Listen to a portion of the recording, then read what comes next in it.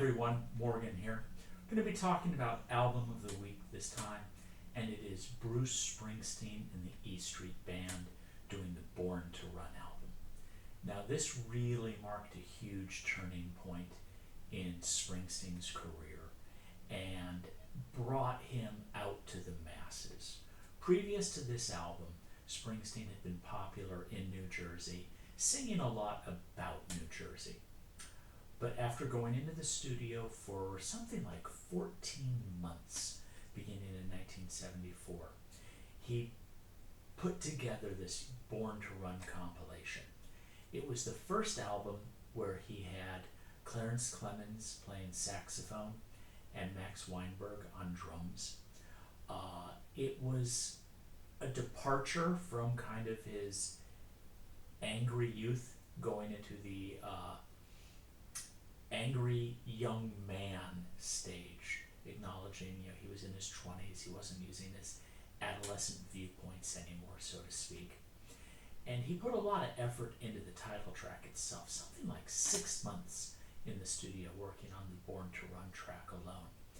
And he's been quoted as saying he wanted it to sound like Roy Orbison was singing Bob Dylan, but they were produced by Phil Spector, and that big wall of sound that Phil Spector was so familiar with. And when the album came out in 75, it had a huge impact. It was big. People suddenly discovered Springsteen, and on the cover of, in the same week, he was on the cover of both Newsweek and Time, and one of the two, I can't remember which one, probably Newsweek, a reviewer named John Landau had said, "I have seen the future of rock and roll," and his name is Bruce Springsteen. Now, the album itself was really well received by the critics. It was really well received by the public. Now, the standout tracks are the title track, Born to Run, but also 10th Avenue Freeze Out. And this is one of these albums where if I hear one of the songs alone being played on the radio, I think, okay, it's a good song. But when I play the album straight through, I really feel it. I think, man, this is a masterpiece. This is really great work. And it's still being played today. Radio stations still play it today. He still plays it in his tours. It's incredibly powerful. And it talks about a guy in his 20s wanting to get out of this small town life and to see the world.